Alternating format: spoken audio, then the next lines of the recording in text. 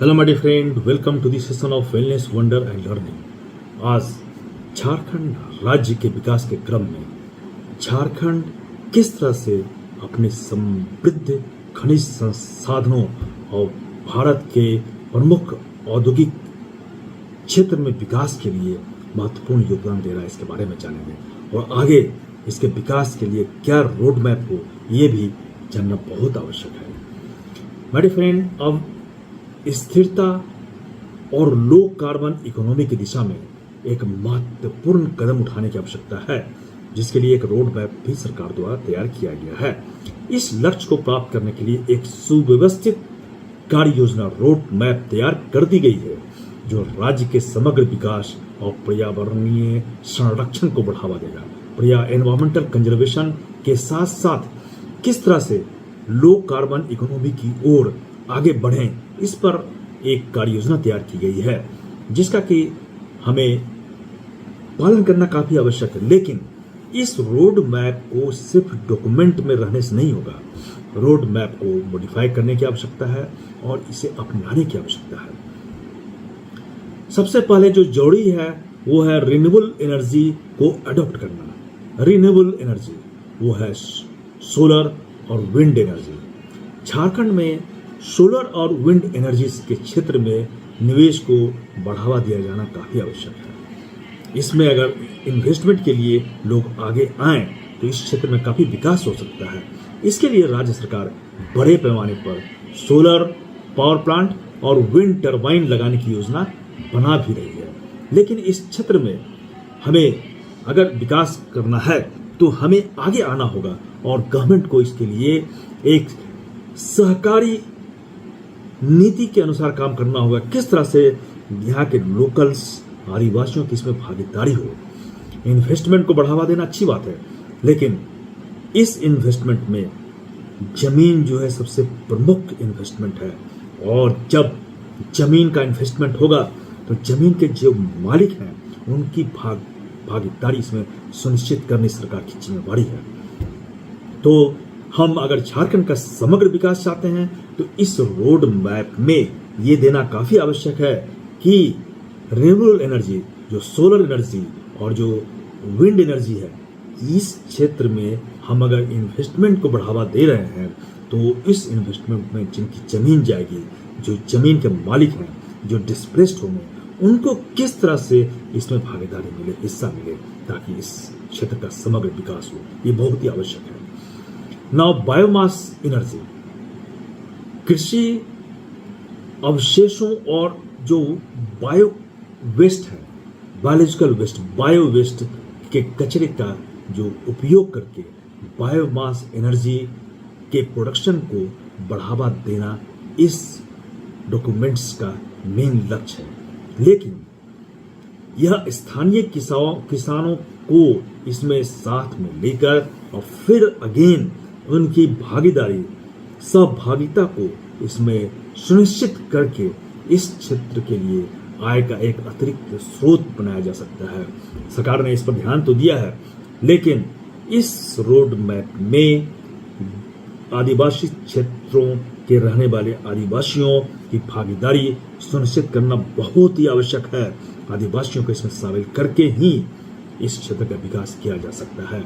ऐसा ना हो कि सोलर एनर्जी, विंड एनर्जी और बायोमास एनर्जी का यहाँ पर प्लांट तो लग जाए, लेकिन फिर वही हो हार्ड वर्क और फिजिकल लेबर करने वाले यहाँ के लोकल आदिवासी हों और उससे उनके मेहनत के बल पर जो हमें आय प्राप्त होगा वो बाहर चले जाए और दूसरे लोग इस पर अपनी उन्नति करें, जो नहीं होनी चाहिए।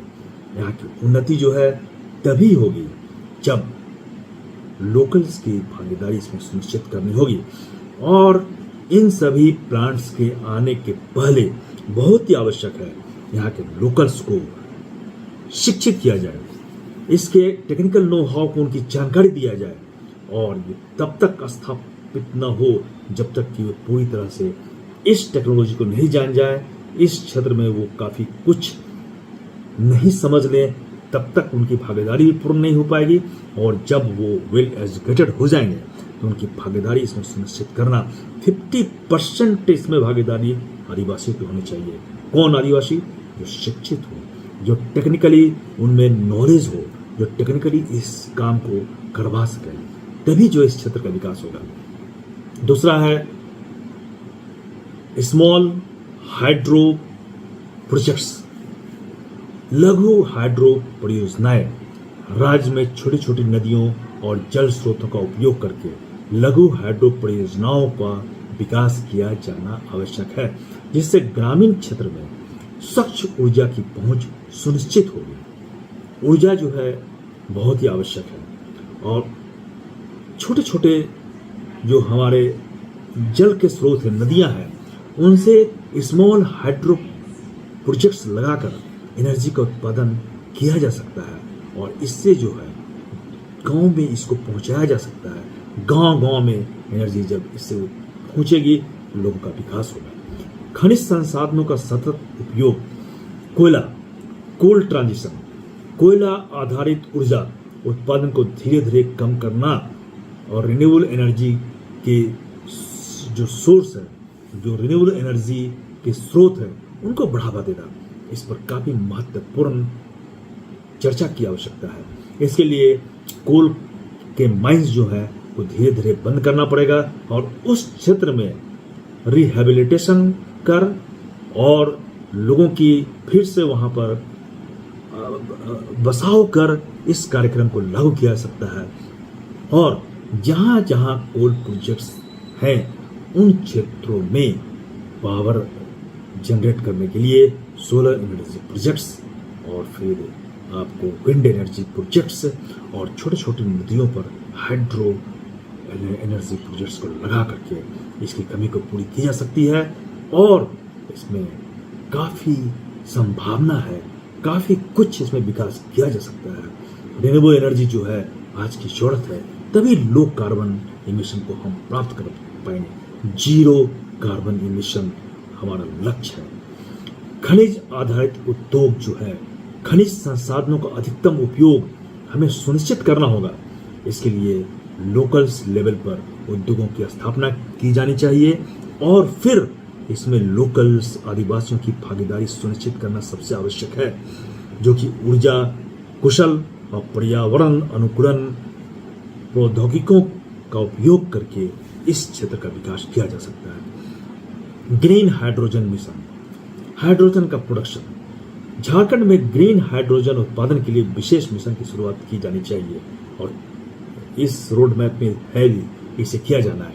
जैसे पानी से इलेक्ट्रोलिसिस के माध्यम से हाइड्रोजन का प्रोडक्शन करना, और यह मिशन राज्य के डीकार्बोनाइजेशन प्रोसेस को, डीकार्बोनाइजेशन के जो हमारा मिशन है उसको ये पूरा करेगा, उसका ये महत्वपूर्ण हिस्सा होगा।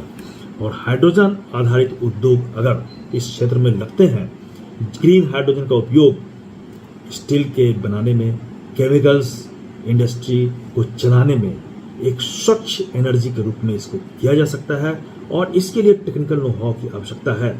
और फिर यहाँ पर आवश्यक है इस टेक्निकल नो हाउ को आदिवासियों को, ग्रामीणों को, लोकल्स को दिए जाए, और ये टेक्नोलॉजी में एक्सपर्ट होकर वो हायर मैनेजरियल लेवल पर बैठें, उनकी भागीदारी सुनिश्चित हो, सहकारी समितियों के माध्यम से इसे चलाया जाए, तो झारखंड का विकास सुनिश्चित है, निश्चित ही झारखंड का विकास होगा। सस्टेनेबल इंफ्रास्ट्रक्चर का विकास, स्मार्ट सिटी का जो प्रोजेक्ट है वो चल ही रहा है। राज्य में स्मार्ट सिटी प्रोजेक्ट्स के माध्यम से एनर्जी में दक्षता, वाटर कंजर्वेशन और कचरा प्रबंधन को प्रोत्साहन दिया जाना इस रोड मैप में शामिल है, और इसमें जो है एनवायरमेंटल स्टेबिलिटी एक मॉडल के रूप में काम करेंगे। किस तरह से स्मार्ट सिटी बनाकर इसमें एनर्जी प्रोडक्शन, वाटर कंजर्वेशन और वेस्ट मैनेजमेंट को इसमें किस तरह से शामिल किया जाए, इसमें ध्यान देने की आवश्यकता है।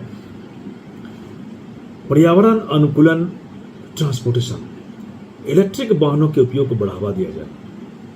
आज पूरी दुनिया में इलेक्ट्रिक व्हीकल्स का उपयोग शुरू हो गया है, और ये जो है पर्यावरण को बचाने के लिए काफ़ी आवश्यक है।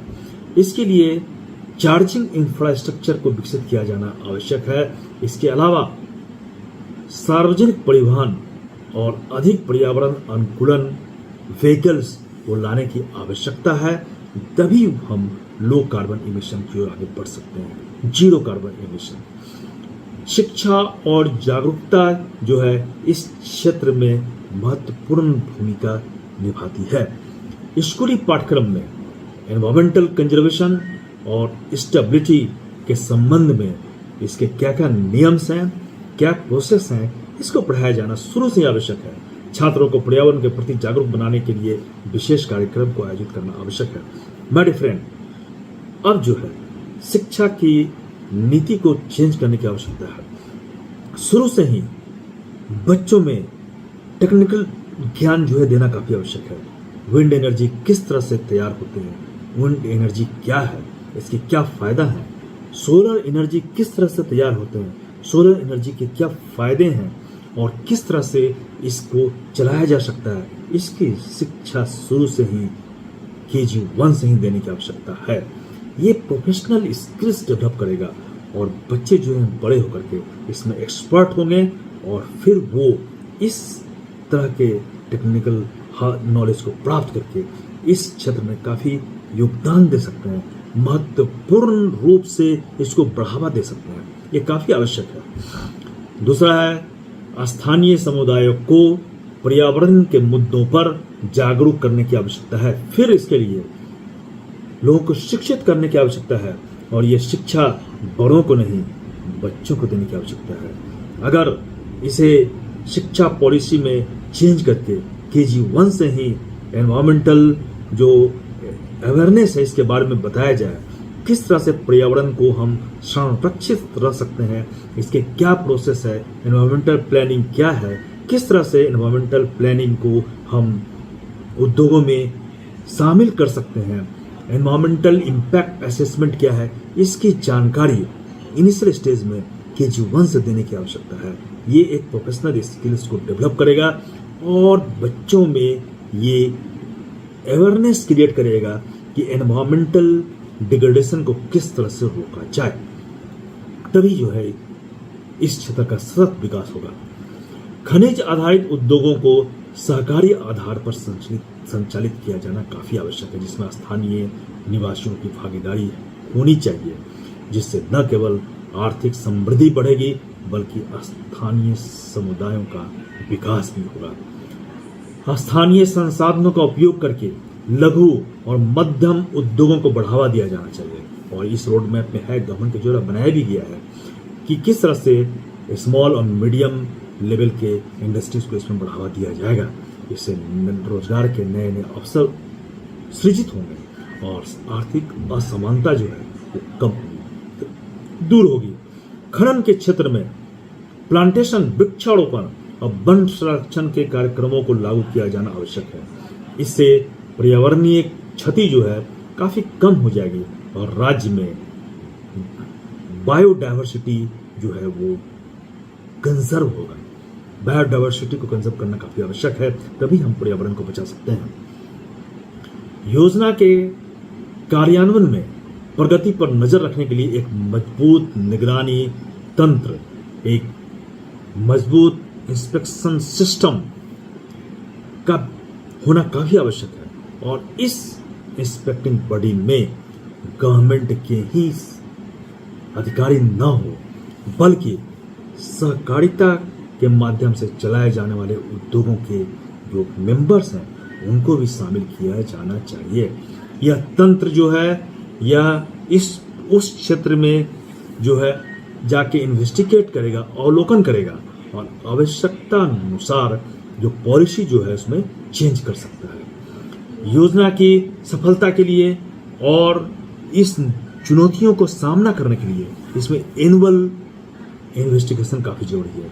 एनुअल असेसमेंट करके हम इस क्षेत्र में किसकी क्या जरूरत है, पॉलिसी में क्या चेंज करने की जरूरत है, किस तरह से हम इस क्षेत्र को और विकसित कर सकते हैं, एक सस्टेनेबल विकास की जो एक्टिविटी है उसको लागू कर सकते हैं, ये बहुत ही आवश्यक है। और ये जब हो जाता है तो फिर इस क्षेत्र को विकास करने से कोई नहीं रोक सकता। इस क्षेत्र का विकास होगा और ये झारखंड जो है विश्व के शीर्ष स्थान पर होगा और इसमें काफी आर्थिक समृद्धि बढ़ेगी। धन्यवाद।